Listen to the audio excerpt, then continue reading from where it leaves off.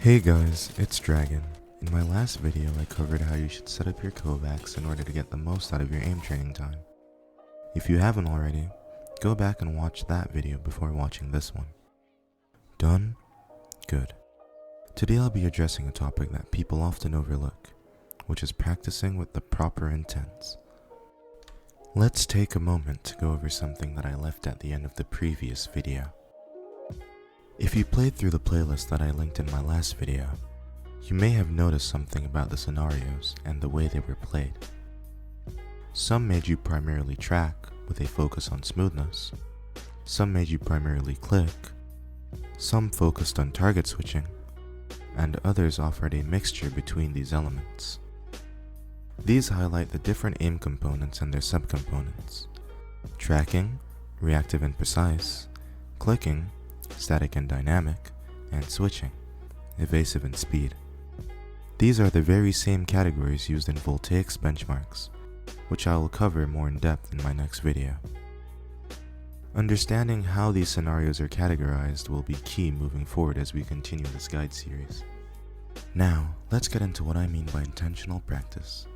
Firstly, one should understand that Kovacs is a tool for improvement.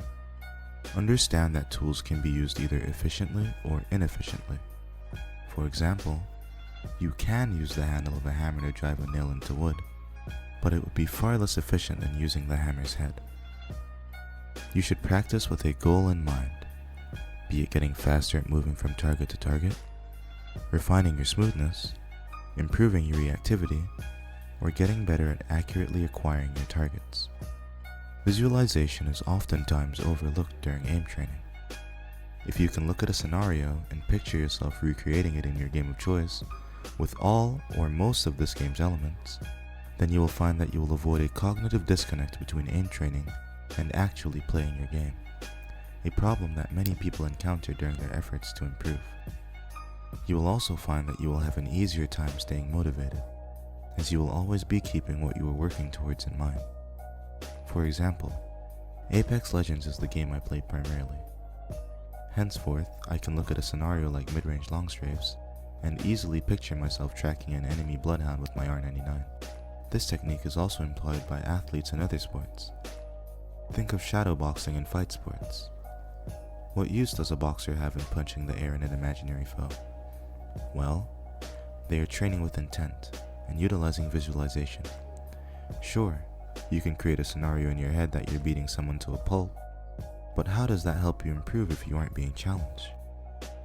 While shadowboxing, they are imagining scenarios and events that may take place in a real fight. Ducking, slipping punches, counter punches, and increasing speed. Kovacs allows you to do this and then some by actually having tangible opponents in the form of bots in order to further refine your mechanics. Now, let's take a moment to talk about goal setting. You should set measurable goals for both your progress within Kovacs and the game you play. You must remember that you play Kovacs in order to refine your mouse control. Mouse control and aim are different, but not mutually exclusive. Your aim in game is a sum of your movement, crosshair placement, recoil control, and mouse control applied to a target. With all this in mind, you will also do well to remember that aim is but a single facet of the games you play. You should not expect your performance to skyrocket based on the improvement of your aim alone. For a moment, I'd like you guys to reframe your mind into a growth mindset.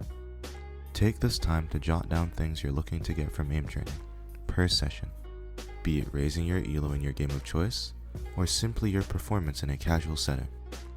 What is it that you will be expecting from the work that you will be putting in? Understand that you will hit plateaus. This is a normal part of improvement. Do not be discouraged and do not lose discipline. Instead, you will use these plateaus as an opportunity to take a step back and analyze why it is that you are seemingly stuck at the level you are. As Einstein once said, the definition of insanity is doing the same thing over and over again and expecting different results. In essence, a goal without a plan is simply a fantasy. Now, let's go over time management. A ratio of 1 hour of aim training for every 6 hours of playing your game of choice is ideal. Never play through your 1-hour routine straight. Interlude breaks of 5 minutes between every 10 minutes of training. This is similar to the Pomodoro technique of breaking up tasks between intervals separated by short breaks in order to strengthen the neural pathways associated with them. If your primary goal is to get better at your game of choice, should your free time be limited on a particular day, play your game, not Kovacs. Understand that most of your improvement occurs while you're resting.